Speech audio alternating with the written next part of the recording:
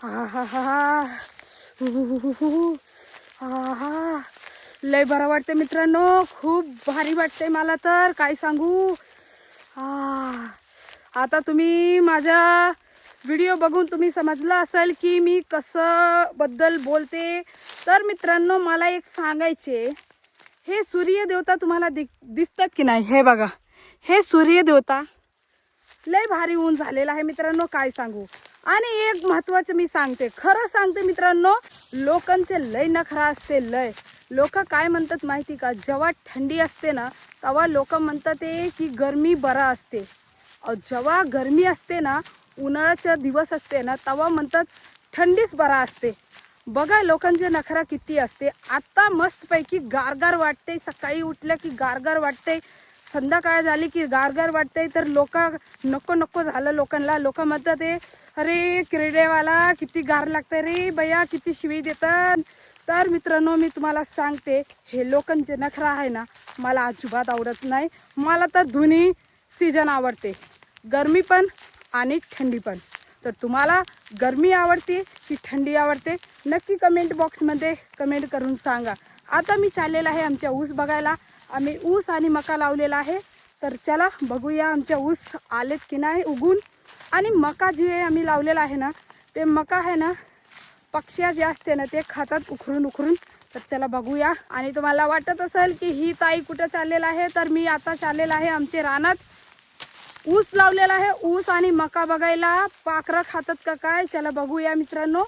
तर मित्रांनो आता मी पोहोचले रानात. हे बघू शकता, हा आमचा रान.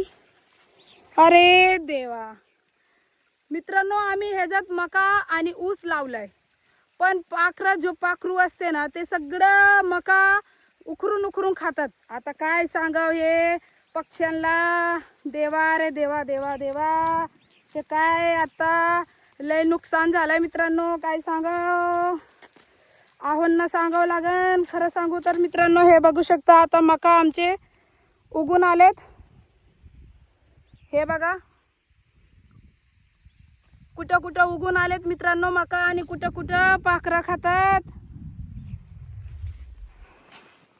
आमचे आहो जेव्हा रानात जात होते तेव्हा मला सांगून गेलेत की तू जाऊन रानात बघून ये, मका पाखरं खातात का काय. तर खरंच पाखरं खातात मित्रांनो. थोडाफार उगून आलेला आहे. आता मी आहोंना फोन करून सांगते बरं का. आणि मित्रांनो मी काय करते, आता मस्तपैकी उन्हाचा आनंद घेते. तोपर्यंत तुम्ही असंच कंटिन्यू ब्लॉग में बनून राहा, ठीक आहे मित्रांनो. तर बघू शकता तुम्ही सर्वजण, ह्या रानात आम्ही लावलेला आहे तर मका आणि ऊस लावलाय.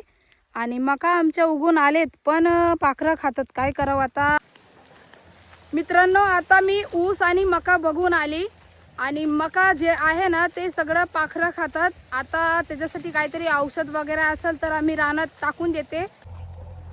तर बघू आता बाई काय करते.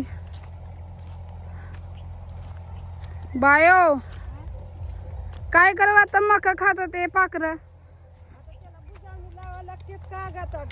काय लावायचे, कागद अब्रकचं असं काठी, त्या लाकूड खावायचं हा आणि लाकूड खाऊन त्याला काटकं लावायचं, कागद लावायचं अब्रकचा. कागद लावायचं किती, बाटलीमध्ये काहीतरी औषध ठेवतात ना कडेला. आणि ती काय पिते तो पांढरे वय लाल नाही लालगी, कुकू टाकून. हा मग ते कसलं औषध असते काय माहिती काय कसलं, पण आणते ती. होय, त्यांनी फरक पडते का. अगं बाई सगळं मका असं उकरून उकरून खाल्ले ते. उकरून खाते ते कोके, हा कोके कोके. आता काय कर, गुरांना एक तर खाया नाही, खाया पण संपलेत.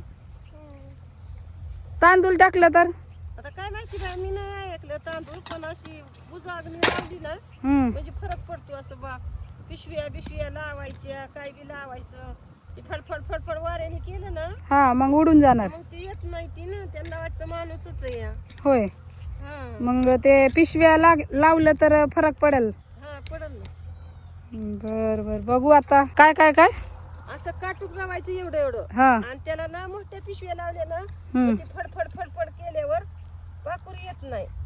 बर आता आता तर नाही, आता उद्या म्हणजे सकाळ सकाळ मित्रांनो रानात जाऊन हे सगळं करून घेणार आहे, ताकी आमच्या मका पाखरं जास्त नाही खावावं. कारण की आमच्या गायांसाठी मुरघास संपलेला आहे मित्रांनो, त्याच्यामुळं लई टेन्शन झालेत. तर हा व्हिडिओ तुम्हाला कसा वाटला नक्की कमेंट बॉक्समध्ये कमेंट करून सांगा. तर मित्रांनो भेटूया नवीन व्हिडिओमध्ये. तोपर्यंत सर्वजण काळजी घ्या. बाय.